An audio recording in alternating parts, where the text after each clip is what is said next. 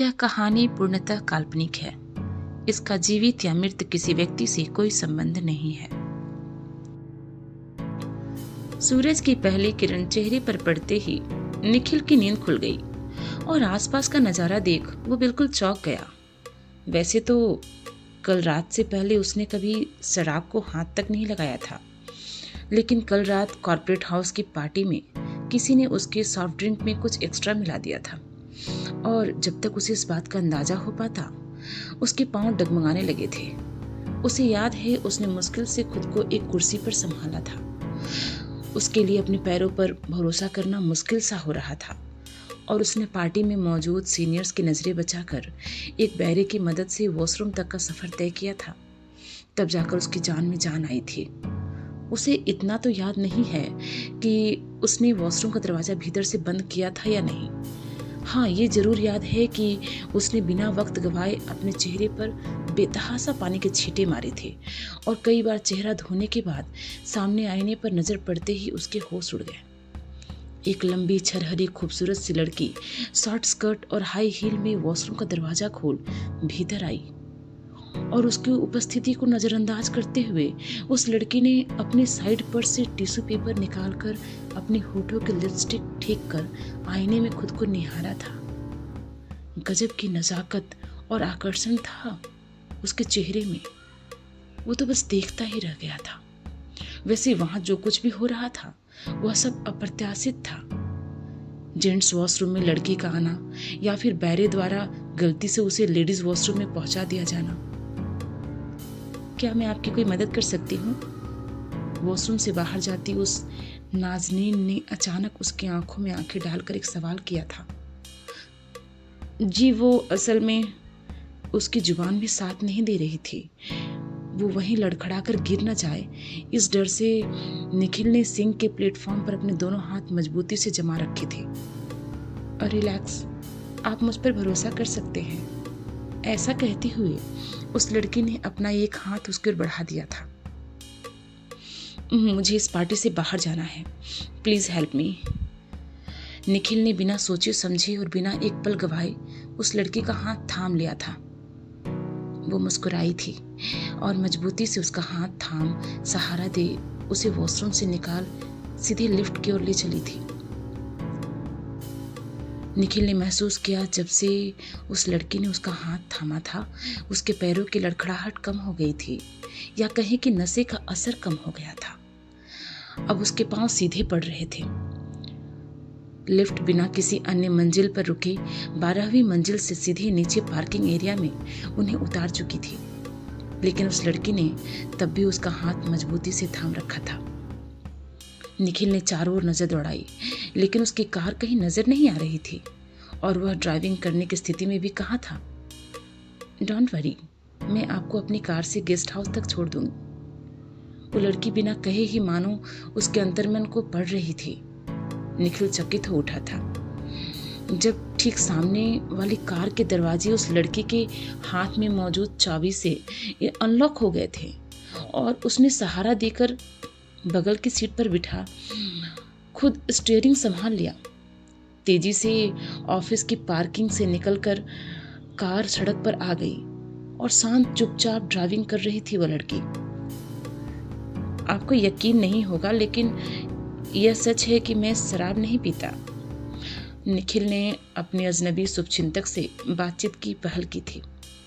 जी, मैं जानती हूँ, अगर आप शराब के आदी होते तो अपनी ड्रिंक में थोड़ी सी मिलावट किए जाने से आपका यह हाल कभी नहीं होता।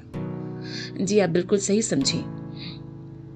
निखिल ने राहत की सांस ली, लेकिन उस अजनबी मोहतरमा की नज़र में नशेड़ियों की फहरिस्त में शामिल होने से बच गया था वह। वैसे एक सलाह देना चाहूँगी। जी ज़रूर। ऐसी पार्टियों में बैरे के ट्रे से ड्रिंक लेने की गलती दोबारा मत कीजिएगा।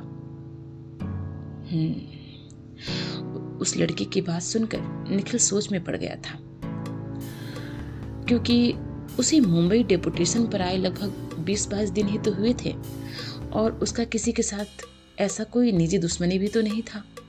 लेकिन अगर आज पार्टी में उसके पांव लड़खड़ा जाते और वो वहीं फर्श पर गिर जाता तो अपने सीनियर्स और फॉरेन डेलीगेट्स के सामने उसकी अब तक की बनी बनाई छवि जरूर धूमिल हो जाती। शायद आप नहीं जानते, इन्हीं पार्टियों में लोग चालाकी से कितनों को अर्श से फर्श पर पटक देते हैं और कई फर्श से अर्श तक का सफ़र तय कर लेते हैं। वह मन ही मन सोच रहा था कि यह लड़की कह तो सही रही है, लेकिन आज आपने मुझे बचा लिया। आप खुशकिस्मत हैं, मैं तो 14वीं मंजिल से सीधा नीचे आ गई थी। वो उसकी पूरी बात समझ पाता उससे पहले ही अचानक चलती गाड़ी और उसकी सोच दोनों पर ब्रेक लग गया। क्या हुआ? सॉरी, गाड़ी में फ्यूल खत्म हो गया है। निखिल ने देखा फ्यूल का कांटा 0 बता रहा था। आसपास कोई पेट्रोल पंप है क्या? निखिल ने दूर तक नजर दौड़ाई। नहीं, लेकिन यहीं बगल में एक गेस्ट हाउस है जहां मैं ठहरी हूँ। अगर आप चाहें तो आज रात आपके ठहरने के लिए वहां एक कमरा दिला सकती हूँ। यह सोचने के बाद कि ऑफिस से लेकर वहां तक तो वह लड़की उसकी मदद ही कर रही थी और उस लड़के की सलाह तब उसकी हालत के अनुरूप भी था, क्योंकि जिस गेस्ट हाउस से वो आज सुबह जेंटलमैन की तरह निकला था वहाँ लड़खड़ाते कदमों से प्रवेश कर खुद अपनी पर्सनालिटी का जनाजा निकालने से अच्छा होता कि वो कहीं अजनबी की तरह रात गुजार सुबह वहाँ से निकल जाए। जी, आपका बड़ा एहसान होगा। लड़की ने हल्की मुस्कान के साथ फ्यूल का कांटा 0 होने के बावजूद कार स्टार्ट कर बाएं मोड़ लिया और दूर एकांत में एक डुप्लेक्स नुमा इमारत के सामने वह रुकी थी। शायद वही गेस्ट हाउस था। कार के बाहर निकलकर निखिल ने खुद को संभालने के लिए कार की रूफ का सहारा लिया और उसके पांव लड़खड़ाते उससे पहले ही उस लड़की ने आकर उसे संभाल लिया। कार के दरवाजे की चाबी से पुनः लॉक कर उसने साथ ले लिया निखिल को और उस गेस्ट हाउस के भीतर प्रवेश कर गई। काउंटर पर मौजूद रिसेप्शनिस्ट ने बताया कि कोई कमरा खाली नहीं है, लेकिन बिना किसी खास आइडेंटिफिकेशन प्रूफ के ही उस लड़की ने अपनी क्रेडिट पर एक कमरा दिलाने में निखिल को कामयाब रही। साथ ही 2 कप कॉफ़ी भेजने का ऑर्डर दे वो उसे लेकर कमरे तक आई थी। कमरे में पहुंचकर बिस्तर पर बैठते ही मानो निखिल को बेहद सुकून अनुभव हुआ और उस अजनबी मददगार को शुक्रिया कहना तो दूर, खुद के जूते उतारे बिना ही वो बिस्तर पर निढाल हो गया था। लेकिन अभी अभी जहाँ उसकी आंख खुली थी वह शायद किसी पार्क की बेंच थी और सूरज की किरणें सीधा उसके चेहरे पर पड़ रही थी। बेंच के एक किनारे कॉफ़ी के 2 डिस्पोजल कप रखे थे, जिसमें से एक कप खाली था और दूसरा शायद उसके इंतजार में ज्यों का त्यों पड़ा था। दूर तक कोई नहीं था। वो भी आप ही की तरह परेशान हो उठा। आखिर वो लड़की कौन थी? तभी निखिल की नज़र सामने लगे एक बोर्ड पर गई और वो बेंच छोड़ उठ खड़ा हुआ, क्योंकि वो किसी पार्क में नहीं बल्कि शहर से दूर एक कब्रिस्तान में था। अब निखिल क्या करेगा? कौन थी वो लड़की? यह जानने के लिए अगला वीडियो जरूर देखें।